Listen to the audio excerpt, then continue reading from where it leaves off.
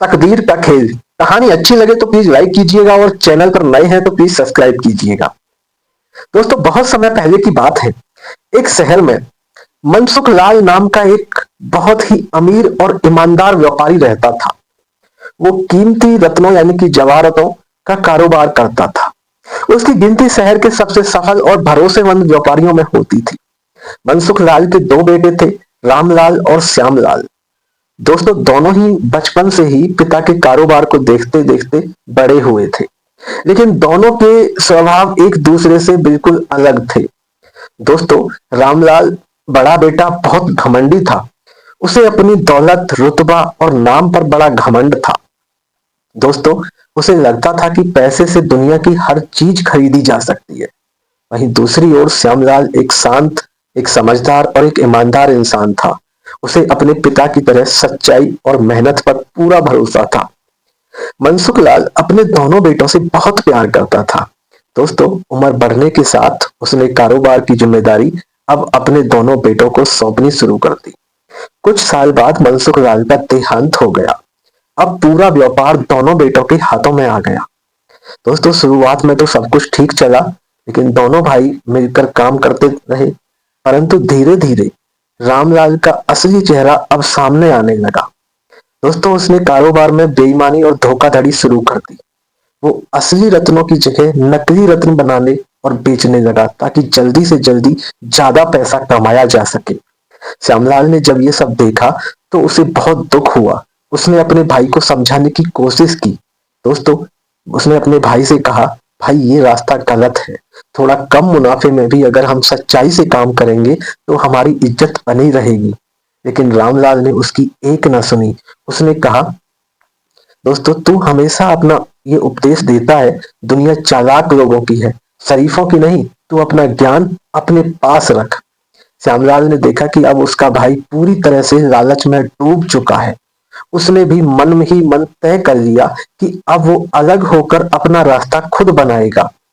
दोस्तों, रामलाल ने व्यापार में बंटवारे का बहाना बनाया, परंतु बंटवारे के समय भी उसने बेईमानी की। उसने कागजों में हेराफेरी कर अच्छे ग्राहक, महंगे रत्न और तैयार माल अपने हिस्से में रख लिया, जबकि कम मूल्य का माल और अधूरी सौदेबाजी श्यामलाल को दे दी।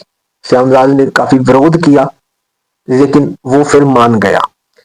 वो जानता था कि झगड़े से केवल रिश्ते टूटते हैं। उसे शांति से कहा, ठीक है भाई, तेरा जो मन करे तू वही कर। मैं नया व्यापार अपने दम पर शुरू कर लूंगा। दोस्तों, इतना कहकर वो घर और दुकान छोड़कर शहर से कहीं दूर किसी कोने में चला गया। श्यामलाल ने नई जगह पर एक छोटी सी दुकान किराए पर ली। उसके पास ज्यादा पूंजी नहीं थी, लेकिन उसमें आत्मविश्वास और सच्चाई थी। दोस्तों, उसने रत्नों का व्यापार ईमानदारी और भरोसे के साथ शुरू किया। धीरे धीरे लोगों को उसके काम पर भरोसा होने लगा। जो ग्राहक एक बार उससे सामान खरीदता, वो दोबारा उसी के पास लौटते। उसकी एक खास रेपुटेशन बढ़ने लगी। कुछ ही सालों में उसकी दुकान देश विदेश तक मशहूर हो गई। अब श्यामलाल के पास दौलत, सम्मान और खुशी तीनों थे, और ये सब उसने बिना किसी छल कपट के कमाया था। उधर रामलाल की चालें धीरे धीरे जनता के सामने आने लगी।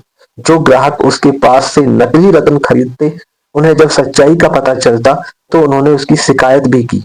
बाजार में उसकी विश्वसनीय जो इसकी नाम जो बना हुआ था, वो धीरे धीरे खत्म होने लगा। कोई भी व्यापारी उसके साथ काम करने को अब तैयार नहीं था। धीरे धीरे उसका व्यापार ठप होता गया। उसने दुकान गिरवी रख दी। फिर उसको दोस्तों अपना घर भी बेचना पड़ा। कभी जो आदमी रथ में घूमता था, अब वो पैदल चलने लगा। उसकी बीवी और बच्चे भी तंग हालों में रहने लगे। रामलाल को अब समझ आ गया, उसने अपने लालच और घमंड में खुद ही अपना नुकसान कर लिया। पर तब तक दोस्तों बहुत देर हो चुकी थी।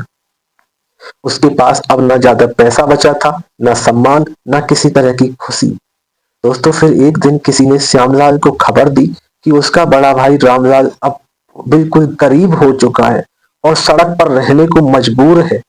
अब ये सुनते ही श्यामलाल के दिल में दर्द उठा।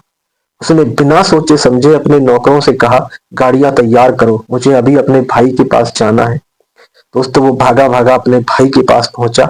वहां उसने देखा कभी जो भाई रेशमी कपड़ों में रहता था, आज वो फटे कपड़ों में थके चेहरे के साथ, आंसू भरी आंखों के साथ बैठा था। श्यामलाल ने पास जाकर कहा, भाई मैं तुझे लेने आया हूं, तू मेरे साथ मेरे घर चल। ये दुनिया बहुत छोटी है, रिश्ते टूटने नहीं चाहिए। रामलाल ने शर्मिंदा होकर कहा, नहीं श्याम, मैं तेरे लायक नहीं रहा, मैंने तेरे साथ भी बहुत बुरा किया था। श्यामलाल ने मुस्कुराकर कहा, दोस्तों भाई गलती इंसान से होती है। पिताजी कहते थे सच्चे रिश्ते माफी से बड़े होते हैं। अब रामलाल की आंखों में आंसू आ गए। उसने श्यामलाल को गले लगा लिया। दोनों भाई रो पड़े, पर इस बार आंसुओं में प्यार और सुकून था। श्यामलाल अपने भाई और उसके परिवार को अपने साथ ले आया। उसने उन्हें अपने घर में सबसे अच्छा कमरा रहने को दिया और कहा कि अब सब हम फिर से एक साथ रहेंगे। श्यामलाल ने अपने भाई को अपने व्यापार में काम दिया ताकि वो आत्मनिर्भर बन सके। रामलाल ने अब अपनी गलतियों से सबक लिया था। वो पहले की तरह लालची नहीं रहा और अब वो पूरी ईमानदारी से काम करने लगा। दोस्तों धीरे धीरे उसकी जिंदगी फिर से संभलने लगी। वो हर दिन भगवान को धन्यवाद करता और कहता, अगर श्यामलाल जैसा भाई ना होता तो मैं कभी समझ ही नहीं पाता और हो सकता है कि शायद आज मैं जिंदा भी ना होता। तो दोस्तों इस कहानी से हमें क्या सीख मिलती है? ईमानदारी का फल देर से मिलता है पर मिलता जरूर है, और लालच का अंजाम दोस्तों हमेशा बुरा ही होता है। रिश्तों में माफी और कर्म में सच्चाई, बस यही असली दौलत है। तकदीर वही बदलती है जो सच्चाई पर टिके रहते हैं। दोस्तों कहानी अच्छी लगी हो तो प्लीज एक लाइक कीजिएगा और चैनल को सब्सक्राइब कीजिएगा। मिलते हैं दोस्तों नेक्स्ट कहानी में। Thank you so much.